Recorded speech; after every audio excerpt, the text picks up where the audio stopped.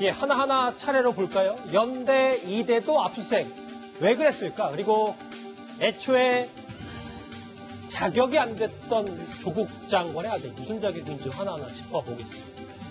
오늘 압수수색은요, 조국 장관 방배동 자택 말고도 조국 장관의 자녀가 지원한 대학도 그 대상이었습니다. 충북대와 아주대 법학전문대학원, 그리고 연세대학교 대학원, 또한 딸이 지원한 이화여대까지 모두 네 곳입니다. 이현정 의원님. 네. 그런데 보니까 지원했다가 떨어진 곳도 다 압수수색 대상이에요. 네. 이게 지금 오늘의 압수수색의 의미가 있는 게 뭐냐면 그동안은 사실은 조국 장관 딸의 문제만 좀 집중되어 왔지 않습니까? 근데 오늘 압수수색을 한 걸 보면 검찰이 딸뿐만 아니라 아들까지도 지금 살펴보고 있다는 것들이 이제 증명이 되는 것 같아요. 이 아들 같은 경우는 같은 한영외고를 나왔습니다. 그리고 이제 미국으로 유학을 갔다가 지금 들어와서 연세대학교의 대학원에 이제 입학을 해 있었던 상황이에요. 그 다음에 이제 이 휴학을 하면서 법학전문대학, 즉 로스쿨을 가기 위해서 이제 원서를 냈던 것이죠. 근데 지금 조국 장관 딸과 마찬가지로 동양대 표창장에 했던 문제나 서울대에 있던 인권법연구소 이제 여기 인턴 문제나 같은 서류를 지금 냈다는 것이죠. 아마 검찰이 확인하고 싶은 것은 뭐냐 하면 그 서류를 낼 때 과연 조작된 어떤 허위 증명서를 내는 것인가 이 부분을 확인하고 싶었을 겁니다. 왜냐하면 지금 이 동양대 표창장 같은 경우만 해도 4장이 지금 복사가 됐다는 거 아니겠습니까? 그러면 지금 부산대 의전뿐만 아니라 지금 다른 곳에도 사용됐다는 흔적들이 있는 것이거든요. 그렇기 때문에 이게 어떤 면에서 보면 한 장뿐만 아니라 여러 장이 복사가 돼서 실제로 지금 원서 낼 때 다 썼더라면 그 학교에 보관되어 있는 것을 입수할 경우에 증명할 수가 있잖아요. 이게 원본인지 아닌지. 그런 것들을 아마 검찰이 확인하기 위해서 압수수색을 한 것 같습니다. 그럼 저 금방 결과가 나오겠네요. 저는 뭐 이거는 크게 어렵지 않다고 봐요. 일단 이게 어느 정도 이제 보존 연한이 지났으면 모르겠지만 뭐 고려대 같이 일단 목록이라고 있다고 한다면 충분히 밝혀낼 수가 있겠죠.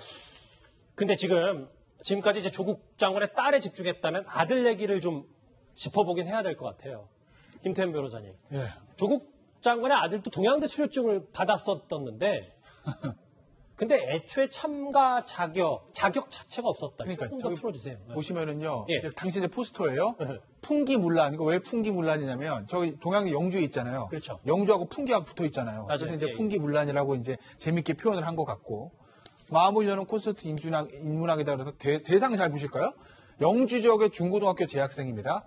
그러니까 아무래도 동양대학교가 있는 그 영주가 수도권에 비해서는 어쨌든 저는 인문학을 접할 기회가 좀 많지 않으니 그 지역의 학생들을 위해서 대학에서 굉장히 좋은 의미의 어떤 저런 콘서트 강좌를 연 것 아니겠습니까? 지역에 있는 큰 대학들이 저런 일을 진짜 해야 되는 거 아니겠어요? 그런데 당시에 조국 장관의 아들은 강남에 거주했고 한영외고에 다니고 있었습니다. 그러면 애초부터 저 강좌 대상에 들어가는 건 아닌 거죠. 그런데 들었다는 거예요. 문제는 뭐 영주 지역 학생들 와서 들어라. 그리고 또 서울에 있는 학생이 가서 그냥 들을 수는 있습니다. 그게 문제가 되는 건 아니죠. 근데 다만 대상이 안 되는에도 불구하고 그거 듣고 거기서 무슨 수료증 같은 거 받았다. 그럼 이런 문제 아니겠어요? 애초에 대상자가 아닌데 그래서 문제가 되는 거고 당시 이제 동양대 관계자 얘기에 따르면 화면 보신 것처럼 당시에 조국 장관 아들을 강주에서 봤다는 사람이 없다라는 거예요. 그죠? 그리고 수료증이 발급된 강좌의 참가 대상 자체가 아니었다. 저겁니다. 그러니까 아까 제가 말씀드렸듯이 영주 지역 학생만 대상으로 하는 거지만 서울에 있는 학생이 가서 들을 수는 있어요. 뭐 청강도 하니까. 그런데 대상이 아닌데 왜 수료증이 발급이 됐지? 그리고 와서 들었는지 봤더니 당시에 그 관계자는 본 사실이 없다라고 얘기했다는 겁니다. 그렇다고 보면 저 수료증도 허위로 발급됐을 가능성을 배제할 수는 없는 거죠. 그럼 하나 더요. 예. 김태현 변호사님. 만약에 이 수료증을 다시 타고 올라가면 네. 조국 장관 아들도 네. 조국 장관 딸처럼 입시를 가늠할 수 있는 글쎄요. 합격 여부를 가늠할 수 있는 것까지 퍼질 수가 있는 거예요? 그럴 가능성은 또 역시 배제할 수 없죠. 그러니까 앞서 제가 지난번에 한번 말씀드렸는데 이제 수시 입학 아니겠습니까? 그러니까 수시 입학이기 때문에 어떤 논문, 자격증 이게 그 입학에 어느 정도 기여를 했는지는 딱 숫자로 나오는 게 없어요. 예. 그러니까 이 조국 장관의 딸도 당국대 그 논문 때문에 합격을 했다. 아니다. 그 논문 없어서 합격할 수 있다. 이렇게 무자르듯이 할 수는 없습니다. 이게 학력고사나 사법시험이나 뭐 정시처럼 점수로 딱 합격, 불합격 여부를 갈리는 게 아니겠고 수시기 때문에 그런 거죠. 즉 평가제 주관이 개입된 평가기 때문에 그래요. 그래서 모든 수시 전역의 입시 요강에는 보면 경력 허위 기재, 자료 허위 제출 이런 경우에는 입학 취소한다라고 명시가 돼 있습니다. 예. 왜? 이 주관적 평가기 때문에 그런 자료를 장난침으로써 평가를 부정한 어떤 입학할 수 있는 가능성이 높기 때문이에요. 그렇기 때문에 이 아들도 마찬가지고 딸도 마찬가지고 거기 기재됐던 경력이나 자료 같은 것들이 허위인 것이 밝혀지면 입시 요강상으로는 입학 취소의 대상이 되는 거죠. 이 조국 장관 일가를 검찰이 수사하는 과정에서 사실 아들은 핵심물이 아니었는데 오늘 대규모 압수수색 대상에 이 조국 장관의 아들 진학과 관련된 문제도 포함이 되어 있었습니다. 다음 화면 보실까요? 왜냐하면 한 언론을 통해서 김상일 평론가님 이렇게 조국 장관의 아들도 물론 뭐 얼굴을 공개하지는 않겠습니다만은 이렇게 포착이 됐는데 자택 압수수색할 때 조국 장관의 아들도 자택에 있었다고 하더라고요. 근데 저는요, 제가 그 일반인과 좀 다른 이야기들이 계속 나오는 거에 대해서 그런 의혹이 있는 거에 대해서 저는 좀 비판적이긴 해요. 그렇지만 저렇게 아들 지금 이렇게 뭐 사진을 이렇게 방송에 하고 이런 거는 좀 우리들의 좀 과도한 관심이 아닌가 저는 이런 생각이 듭니다. 예를 들어가지고 가족들이 힘들 때 모여가지고 논의할 수 있죠. 네? 그리고 뭐 또 극비 회동이다 이렇게 표현을 하는데 극비 회동일 거면은 뭐하러 집에서 모이겠습니까? 뭐 이렇게 멀리 가든가 뭐 모르는 대로 이렇게 가서 조용히 모이겠지. 그래서 그 좀 가족들이 힘들 때 같이 모여서 얘기하면 뭐 방어권이라는 것도 또 있고 이런 것이니까 그런 부분에서는 이거는 좀 차분하게 좀 지켜보는 게 저는 좀 맞을 것 같고요. 아들과 관련해서도 의혹이 나오고 있으니까 이 부분에 대해서도 그냥 검찰의 조사가 이렇게 진행된다는 팩트를 위주로 우리가 이야기하는 것은 좋습니다만 저렇게 막 사진으로 모였다 뭐 이런 것까지는 좀 과도한 관심이다. 저는 좀 이렇게 봅니다. 네, 저희 뉴스탑10 제작진도 김상일 평론가의 의견을 좀 참고해서 적절하게 좀 다시 판단을 해볼게요. 뭐 여러 가지 의견들도 다 많을 수 있기 때문에. 자, 그런데 다시 불거진 의혹이 하나 있습니다. 조국 장관의 딸이 부산대 의전원 자기소개서 썼던 그 한국과학기술연구원, 그러니까 키스트 인턴이죠. 지난 인사청문회 당시엔 이 의혹에 대해서 조국 장관 이렇게 해명했었습니다. 제가 키스트에 확인을 했습니다. 따님이 몇 번 왔나? 저거 보세요. 따님은 출입증에 2011년 7월 12일, 20일, 21일 3일간만 출입증도 아닌 방문증을 가지고 들어갔어요. 이거 정식 공문이에요. 국회의원을 보낸 3일밖에 출근을 안 했어요. 어떻게 된 겁니까? 제가 확인을 딸한테 했습니다.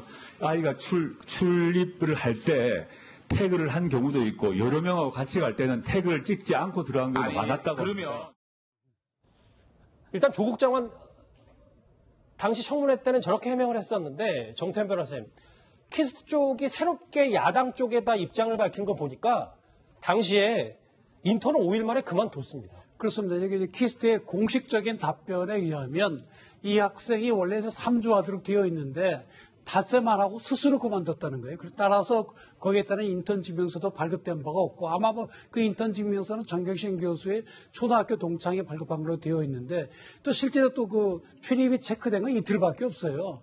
그러면 조 장관은 당시 청문회에서 적어도 2주는 댕겼다 그러고 본인이 쓴 게 3주 다녔다 그랬는데 실제 확인이 된 거는 닷새밖에 안 되는 거죠. 그렇다고 한다면 이 인턴 증명서도 결국은 허위 내용이거나 위조되었거나 두 가지 중에 하나를 볼 수밖에 없다는 그런 사실이 이번에 밝혀진 겁니다.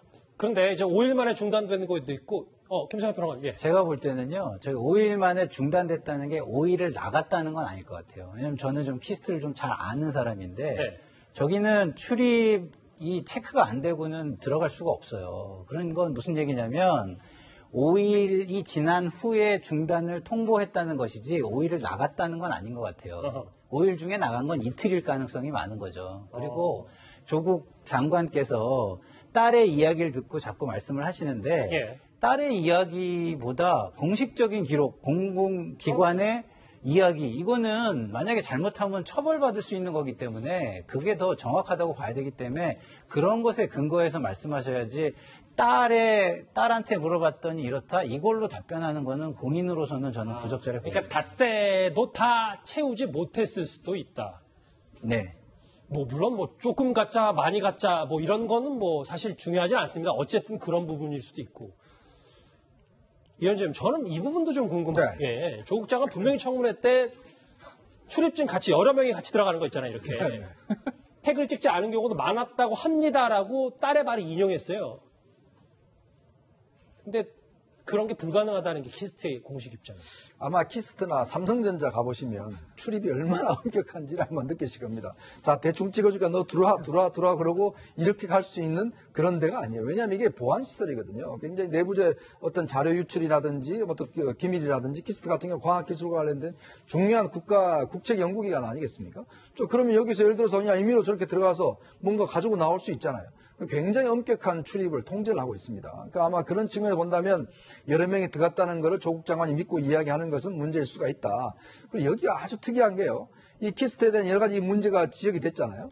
근데 조국 장관 임명하고 첫 번째 열린 국무회의가 어디서 열렸습니까? 바로 이 키스트에서 열렸어요. 여기요. 예. 저는 참 그것도 보면 청와대가 과연 이 상황에 대해서 정말 정무적인 판단을 하고 있는 것인지도 솔직히 의문스럽습니다. 김상현 평론가님. 예. 그러니까 키스트라는 대가요. 국가 주요시설 각급이고요. 국방부에서 정하는. 그리고 국정원에서 정하는 국가보안시설 각급이에요. 그렇기 때문에 저게 만약에 가능하다고 하면 키스트가 징계받아야 되는 사안입니다. 예. 그 말씀을 좀 드리고 싶네요. 원래 국방부급이라는 말씀이시죠? 국방부에서도 주요시설 각급이고요. 국정원에서 얘기하는 보안시설로도 각급이에요. 지정이 돼 있습니다. 원래 국방부도 출입기자 아니면 들어갔을 때 한 20분 걸리거든요. 그 저 절차가 홍문 옆에 아니면. 가면요. 키스트, 카이다 뭐 다 국가 중요시설이 다 있습니다. 굉장히 출입이 다 엄격합니다. 그러니까 출입증 듣고 뭐 같이 따다다다 가는 거는 사실 쉬운 일이 아니다. 그게 사실이면 징계해야 됩니다. 저 기관 경고하고. 예. 그래서 일단 그렇게 키스트가 입장을 밝힌 건지도 모르겠어요. 예. 김태현 변호사님. 네. 이 주제 정리를 해볼게요. 왜냐하면 그러시죠. 키스트 활동에 대해서 다음 화면을 같이 보실까요? 지금 안 했다는 거잖아요, 사실. 그런데 조국 장관의 딸이 자기서계서에 이 분야를 상당히 구체적으로 적었습니다. 이제 보면은 수시가 이제 자기소개서란 게 뭐 시험 보는 게 아니라 쉽게 얘기해 지필고사가 아니라 뭐 이런 다양한 활동했으니까 저는 의사가 될 수 있어요. 요거 하는 거거든요. 그러니까 대학교 1학년, 2학년 때 여러 활동을 쓰는데 1학년 활동에 다 저 키스트에서 했던 저 얘기만 썼다는 거예요. 거기 주로. 근데 실제로는 저 기간이 대학교 2학년 기간이라는 것이거든요. 그런데 1학년에다 썼어요. 실제로는 2학년 기간에 했는데 뭐 5일이든 이틀이든 간에 2학년인데 1학년 왜 그랬을까 봤더니 당시에 저 조양이 2학년 때 해외 아프리카 어디 의료봉사 가는 게 있었답니다. 예. 그 키스트에 활동했다라는 그 활동 증명서에 있는 기간과 의료봉사하는 기간 이렇게 겹친다는 거죠. 그럼 동시에 할 수가 없잖아요. 키스트 갔다 아프리카 갔다가 분실술 쓰는 것도 아니고. 그러니 2학년 때는 아프리카 의료봉사 내용만 쓰고 이 키스트 내용은 의료봉사 내용은 1학년 키스트에서 연구했던 내용 1학년 때 쓴 건데 그러니 이거 두 개를 다 하기 위해서 의료봉사도 써야 되고 키스트도 써야 되니 키스트를 2학년 때 한 며칠 했음에도 불구하고 1학년 때 한 것처럼 옮겨서 쓴 거 아니냐라는 의혹이 일고 있는 거고 그렇게 된다면 저 자기소개서도 허위인 거죠. 애초 이 동양대 수료증 자격도 안 됐다는 아들 얘기 그리고 오늘 자택 압수수색과 함께 자제들의 지원 대학까지 파헤친 검찰 얘기 정리를 해봤습니다.